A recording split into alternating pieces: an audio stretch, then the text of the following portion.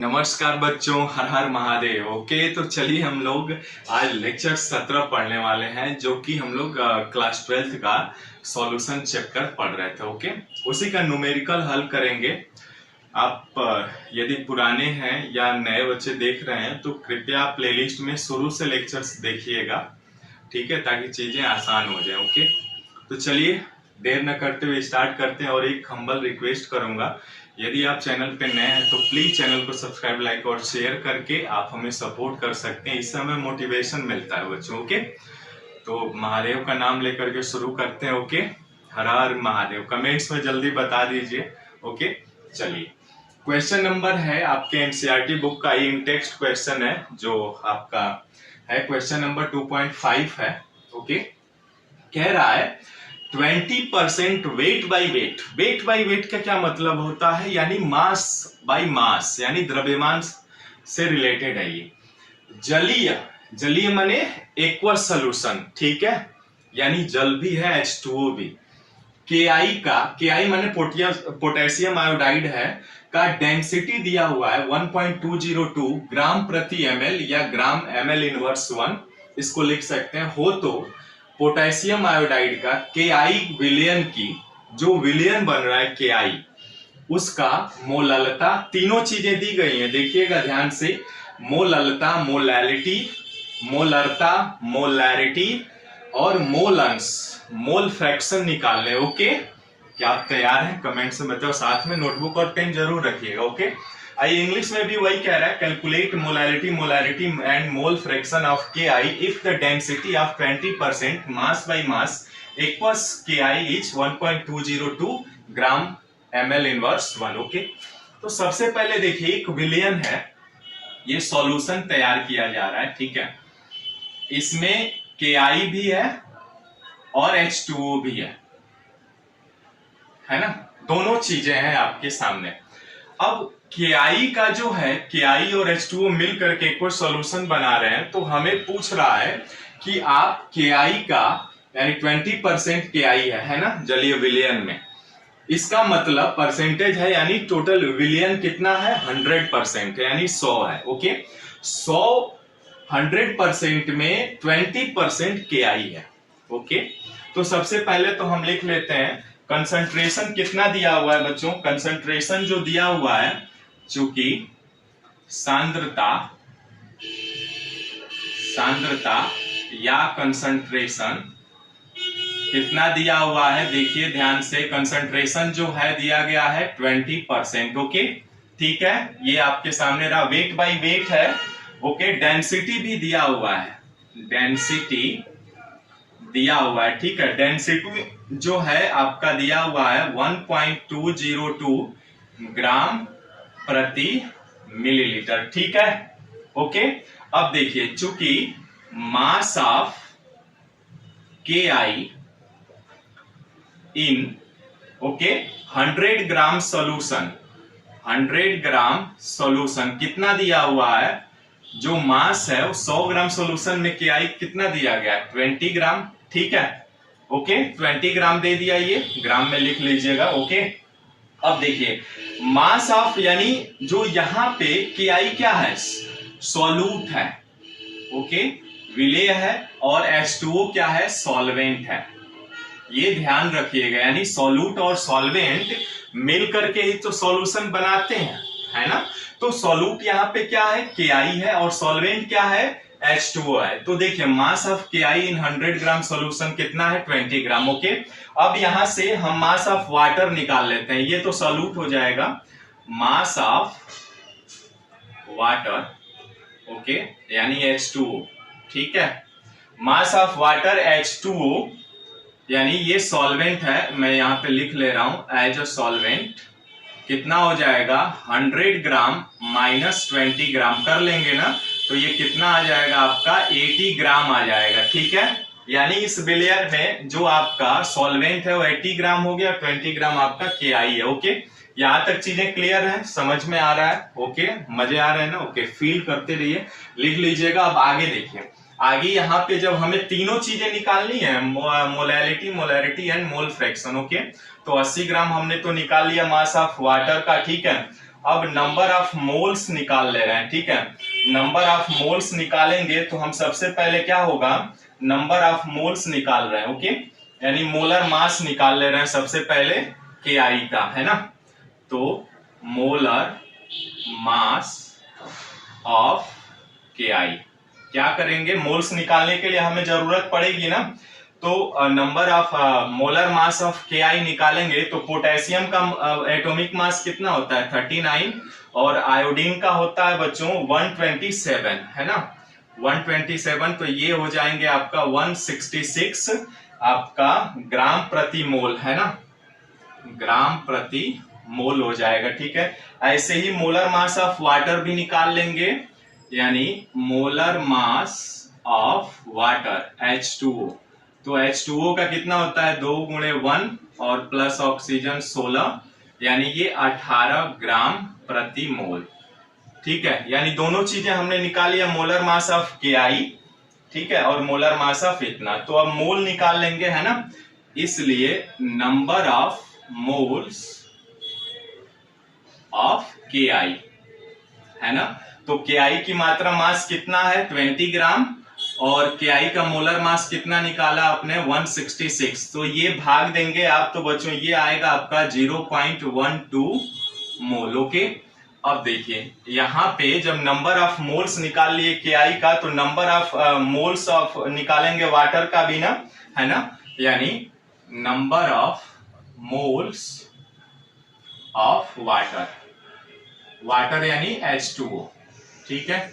H2O का, तो H2O का मास कितना है 80/18, है ना, 80 और मोलर मास कितना हो जाएगा, भाग दे देंगे तो ये आएगा आपका 4.44 मोल अप्रोक्सीमेटली आएगा, ठीक है। भाग दे करके देख लीजिएगा, ठीक है, यानी 4.44। यहां तक चीजें क्लियर हैं, ठीक है। एक बार फिर से मैं समझाऊंगा आपको, ठीक है। हमने क्या किया, सिंपल है, सॉल्यूशन तैयार किया जा रहा है। तो सॉल्यूशन तैयार में आप जानते हैं कि यहाँ पे सॉल्यूट जो है KI है, सॉल्वेंट H2O है, ठीक है। डेंसिटी दिया हुआ है, कंसंट्रेशन दिया हुआ है।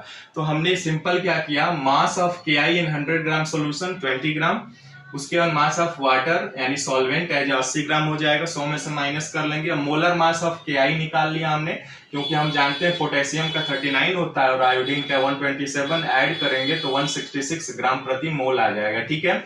ऐसे ही आप मोलर मास ऑफ H2O भी निकाल सकते हैं, 18 ग्राम आ जाएगा। Number of moles of KI निकाल लिया आपने, वैसे ही number of moles of water का भी हमने कैलकुलेशन कर लिया, ठीक है।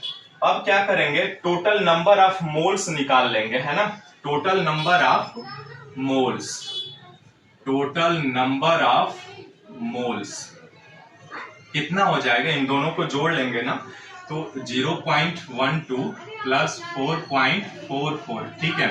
ये जोड़ेंगे आप तो ये आएगा आपके सामने 4.56 मोल, 4.56 मोल आ जाएगा, यानी टोटल नंबर ऑफ मोल्स हमें पता चल जाएगा, ठीक है। मिल गया, अब यहां तक हमने निकाल लिया ना। अब आगे क्या करेंगे, volume of 100 gram of KI solution निकालेंगे, है ना, यानी KI के विलियन में volume of 100 gram, volume of KI, है ना, 100 ग्राम KI सॉल्यूशन, 100 ग्राम KI सॉल्यूशन, यानी हमें क्या कह रहा है कि 100 ग्राम सॉल्यूशन में जो KI का आयतन है वो कितना होगा बच्चों, मास बटे डेंसिटी हो जाएगा ना, मास बटे डेंसिटी, मास बटे डेंसिटी, ठीक है। मास कितना है, देखिए KI का मास इधर हमने लिखा हुआ है, KI का मास कितना है 100/1.202, 100/1.202। तो ये भाग देंगे तो आपका कितना आएगा, देखिए कैलकुलेट करके कमेंट्स में बताए, 83.2 ml, है ना, 83.2 मिलीलीटर, ठीक है। अब चूंकि ये मिलीलीटर में आया ना, तो इसको हम कन्वर्ट कर लेंगे लीटर में, ओके।